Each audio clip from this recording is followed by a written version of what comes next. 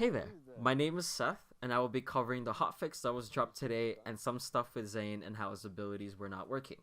And later throughout this video, I will also be giving out some news from my channel, so make sure to watch all the way. It's stealth time! Stealth time! I'm gonna walk over here and turn! And I'm gonna go over here super quiet! Tiptoeing over here, gonna spin around, I'm so quiet, so super quiet! Oh, that was a bit too loud! Stealth slide! And without further ado, I would like to start with Fl4k. The Leave No Trace skill was nerfed to 2 seconds, and today it received a buff where the retrigger delay is now set to 0.3 seconds. Leave No Trace is a passive ability, and once learned, it enables Fl4k whenever he does a critical hit that there is a small chance for ammo to be added to their magazine. And this is what they said about Fl4k. The Leave No Trace change last week to Fl4k was to forcefully inject the functionality of a cooldown into the ability. However, the value that was added was never the intended value.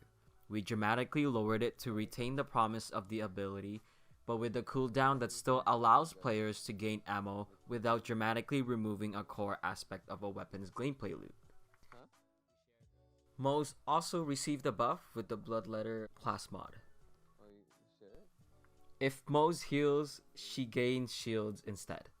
If she will regenerate health, she also gains shield regeneration. This class mod was used to have little health as possible without dying. This build was very strong at the time, where you sacrifice your health for greater damage. Exploits were also found where you don't lose your shield at all. So instead of you being a glass cannon, I guess you would be a metal cannon. But anyways, since that there were exploits for her, they changed the class mod.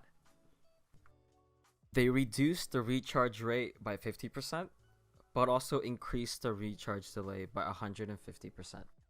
So to summarize, they increased the speed of filling up your shield from 0 to whatever by 50%, but the time that it takes for it to start regenerating from your last hit will now take 150% longer.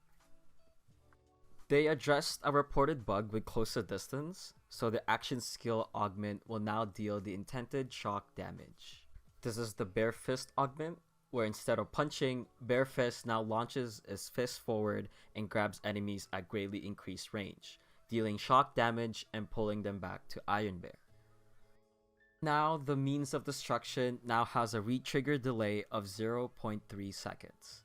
Last week, I believed it was nerfed to 2 seconds. Means of Destruction is a passive ability, and whenever Moze deals splash damage, there is a chance to add ammo to her currently equipped weapon's magazine, with a smaller chance to return a grenade. This is what Gearbox had to say. Bloodletter class mod was creating some overwhelming synergies for Moze, so we increased the delay and decreased the recharge rate of the shield to compensate. This should help encourage the intended use of this class mod, which is to heal shields manually, not automatically. Means of Destruction's retrigger delay was adjusted again because the change limited other builds beyond creating infinite grenades.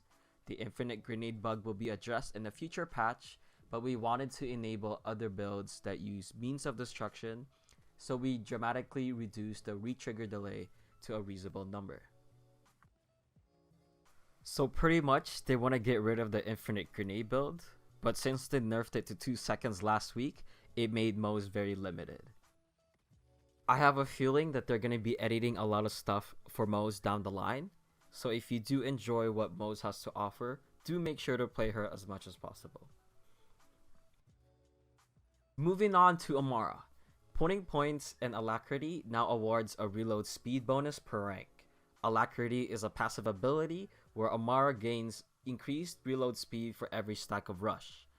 After consuming rush stacks, this bonus is increased for a few seconds.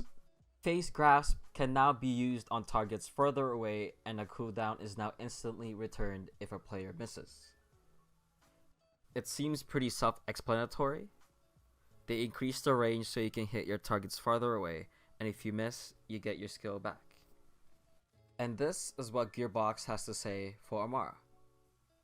We addressed a concern that Alacrity was only rewarding players 1 point worth of bonuses even if the player put in more than 1 point.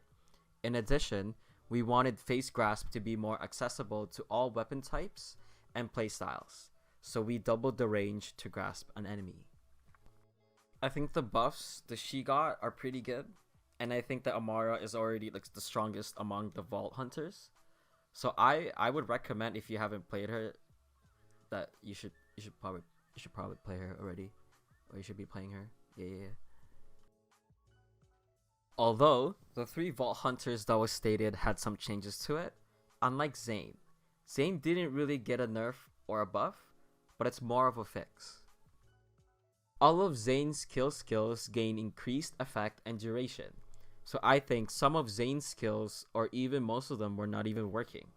But Gearbox finally fixed it, but didn't really say anything. I have a feeling that they just ninja patched it.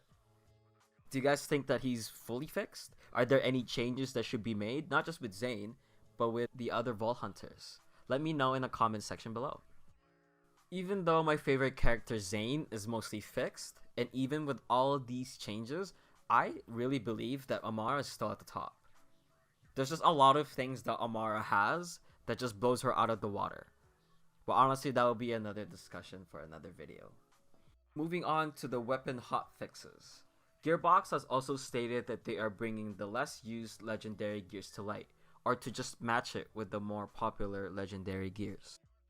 The lob's projectile tick damage is now 60% of base damage, up from 20%, and projectile speed decelerates faster to increase chances of hitting the same target multiple times.